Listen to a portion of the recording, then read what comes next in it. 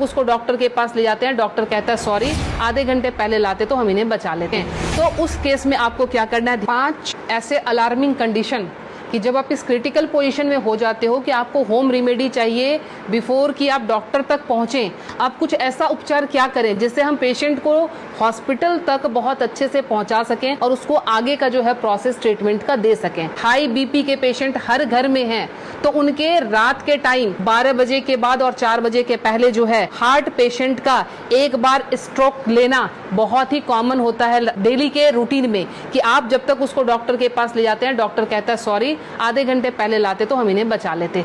तो वो time spam आपको कैसे बढ़ाना है ताकि हम मरीज को ट्रीटमेंट दे सकें। तो उस केस में आपको क्या करना है, ध्यान रखें, ये जो हमारे फिंगर्स के सामने ये नाखून जो मैं पॉइंट कर रही हूँ, इस पॉइंट को आप लोकेट करके ध्यान से देखें, ये हमारे बाइलेटरल है, मतलब दोनों ही हाथों की उंगलियों पे हम इसको इस्तेमाल कर सकते हैं।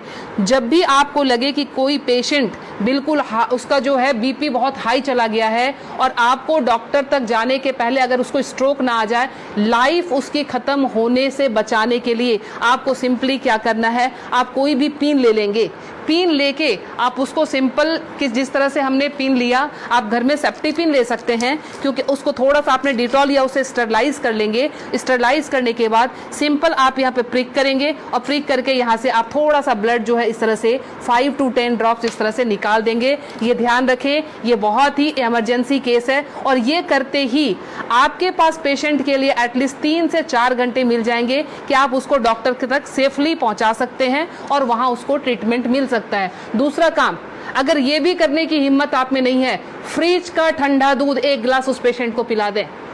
ठंडा दूध पिलाते ही आपके पास ड्यूरेशन बढ़ जाएगी, आप 2 घंटे तक हॉस्पिटल के अंदर उनको लेके आप जा सकते हैं। ध्यान रखें। दूसरी हमारी अलार्मिंग कंडीशन जो होती है वो होती है एसिडिटी की। एसिडिटी समटाइम्स इतना हाई हो जाता है कि रात को सोना मुश्किल, सीने में जलन और भारीपन, उस केस में भी लगता है जैसे हमें हार्ट की प्रॉब्लम आ रही है। उसमें क्या करेंगे उस केस में कि हमने इस पॉइंट को, एसिडिटी की केस में आपने इस पॉइंट को लेना। पॉइंट लोकेट कैसे करेंगे, तो आपने इस तरह से अपने थंब के इस वाले पॉइंट को, फर्स्ट पोर को यहाँ से मेजर कर लेंगे, खोल के यहाँ से मेजर करके आपका जहां ये टच हो रहा है यहाँ से आपने इसको प्रेस करना शुरू किया। 20 to 30 टाइम्स इसको आप डीप प्रेस करेंगे।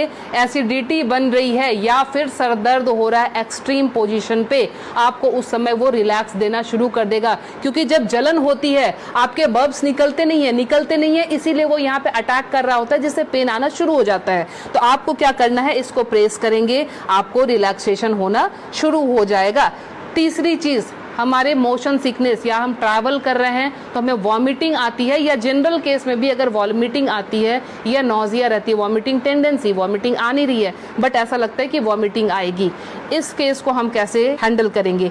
आप अपने ये रिस्ट के क्रीज ले लें, ये रिस्ट के क्रीज आपको दिख रहे हैं, इस क्रीज से, ये जो क्रीज हमारी बनी हुई है, इस क्रीज से अपने ही फिंगर को रखना है, ध्यान रखना है, अपने फिंगर के 2 फिंगर को रखना है। इसके बाद ये पॉइंट जहां पे आता है इसको आप लोकेट करेंगे और ध्यान से देखें, यहाँ पे 2 आर्टरी आ रही होती है, आप जब फील करेंगे 2 आर्टरी के बीच में, ये यहाँ पे आपको इस पॉइंट को अब दबाना शुरू कर देना है। अगर आप इसको तेज दबाएंगे, इमीडिएटली आपके वॉमिटिंग टेंडेंसी जो है वो वहीं स्टॉप हो जाएगी और ये आपके मोशन सिकनेस में भी काम करेगा। कहीं आप ट्रैवलिंग में जा रहे हैं तो वहां ये काम करेगा। अब मोशन सिकनेस को रोकने के लिए घरेलू उपाय क्या करें। पुराने जमाने में ध्यान है आपको 10 पैसे के और 5 पैसे के सिक्के मिलते थे। वो सिक्के अगर आपके पास हैं तो सिक्के को सिर्फ मुंह में रख लेना है, कुछ नहीं करना है।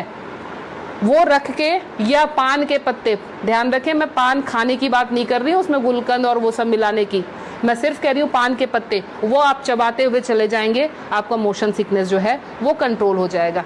तीसरी चीज जो आती है एलर्जिक अस्थमा की, मतलब एक ही आपको स्ट्रोक आया और आपके जो है बिल्कुल सांसें फूलनी शुरू हो गई, सांस नहीं आ रही है, हेवीनेस आ रही है, उस केस में आप क्या करेंगे, अपने नाक को खोलने के लिए, ताकि ब्रीदिंग आपकी एकाएक स्टार्ट हो जाए, आप अपने हाथ को लेंगे और इस तरह से नाक को सटाएंगे।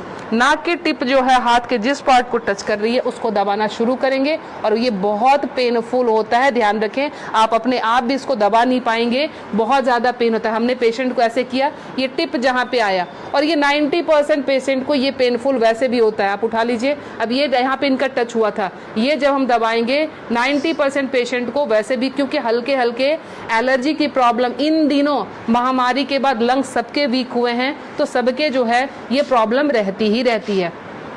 लास्ट में आपको बता रही हूँ इंसोम्निया के लिए, नींद नहीं आती है उस केस में आप क्या करेंगे। नींद नहीं आने के केस में हमने क्या करना है कि ये हमारा ईयर लोब है, ये पूरा सेक्शन जो है ये ईयर लोब का है।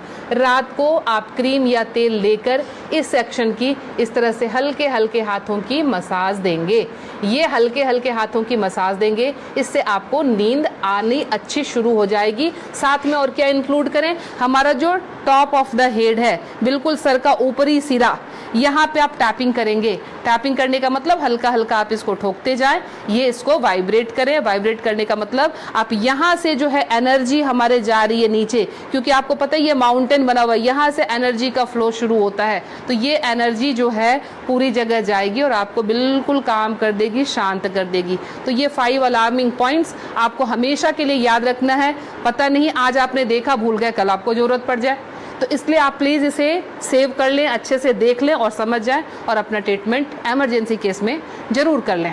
मैं लीना श्री ज्ञान, naturopathy and alternative therapy expert, नई दिल्ली से। मुझसे मिलने के लिए करनाल प्लस से संपर्क करें।